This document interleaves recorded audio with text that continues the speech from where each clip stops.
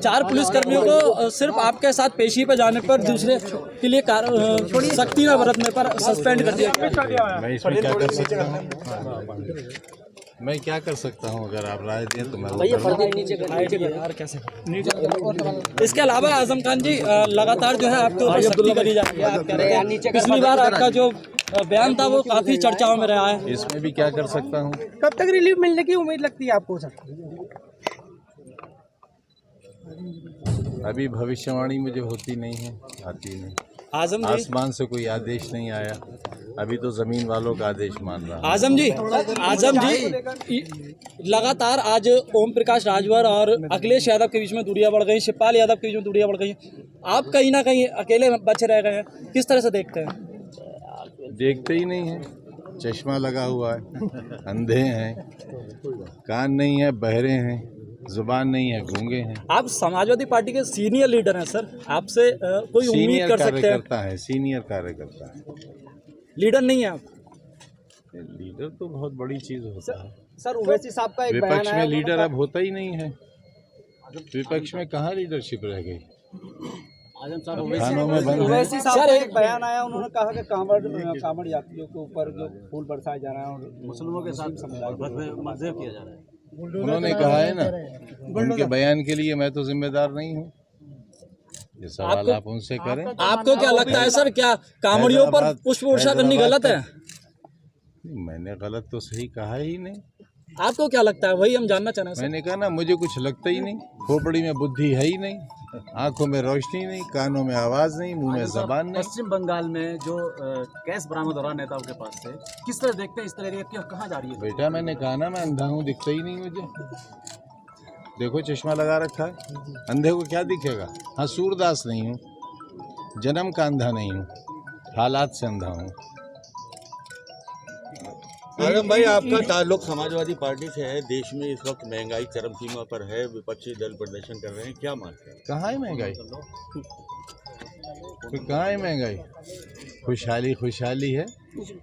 किसी को कहते रोजमर्रा के इस्तेमाल में आने वाली चीजों के साथ साथ खाद्य पदार्थ पर भी जीएसटी लागू। देखिए, आमदनी बहुत ज्यादा है तो महंगाई से कोई फर्क नहीं पड़ता।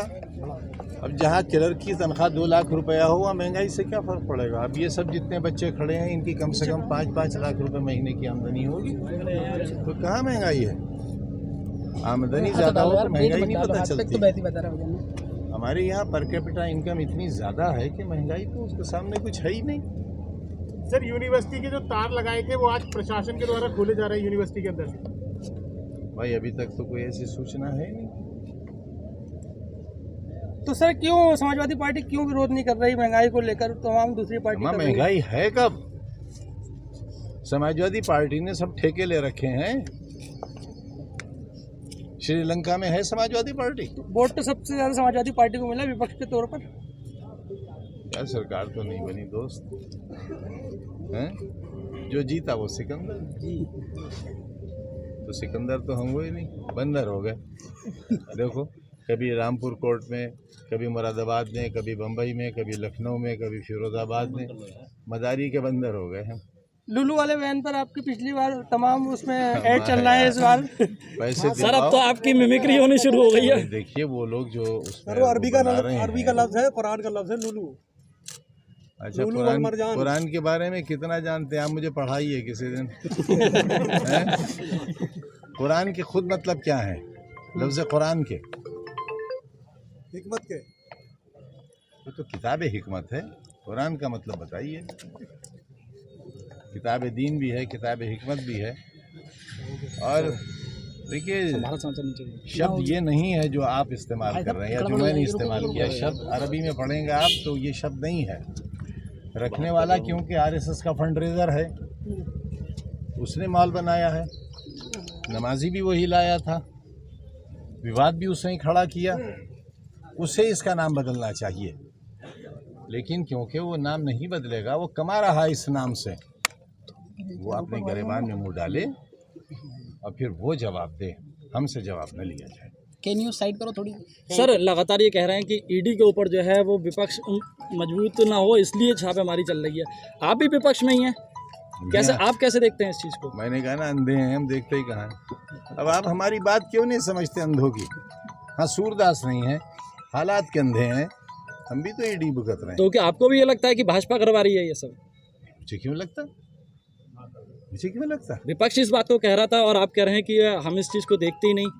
तो अंधा आप हूँ। सीनियर लीडर है ना सर, इसलिए अब आपसे हम ये बात सीनियर जानने की कोशिश कर कार्यकर्ता रहे हूँ, हैं। लीडर का हूँ। लीडर किस दिन हुआ मैं?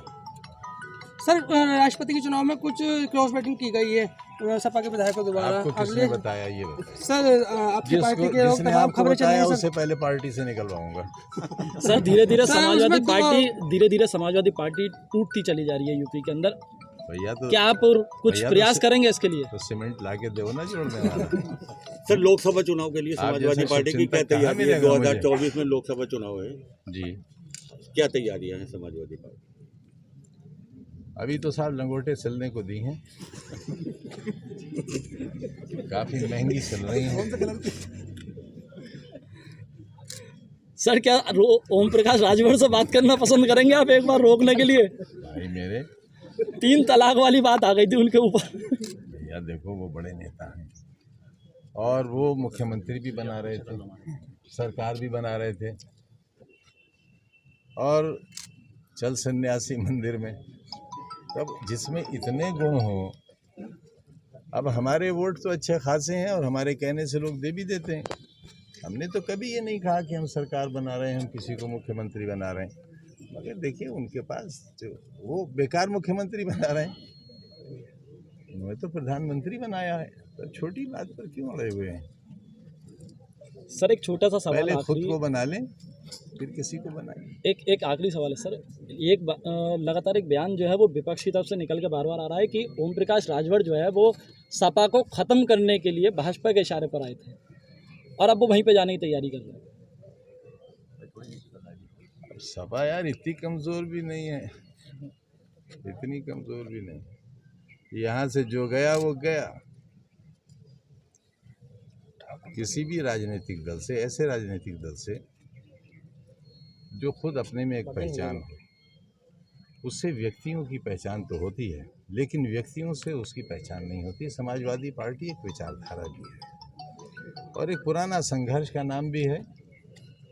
उसे फूकों से ये चिराग बुझाया न जाएगा। तो 2024 में कोई असर नहीं पड़ेगा सर इसका? हम अगर ऐसे पढ़ते तो हर गली का नेता पार्टी खत्म कर देता। सर बुंदेलखंड का एक्सप्रेस को लेके अखिलेश यादव ने उसका निरीक्षण किया है और भाजपा पर निशाना साधा है। क्या इस तरह का ये केवल इस बार मैंने ये सोचा है कि अखिलेश जी को एक 10 तीर कमान दूंगा, जो निशाना साधे खड़े हो जाए लेकर उसको। कैसा रहा? किसको देंगे सर?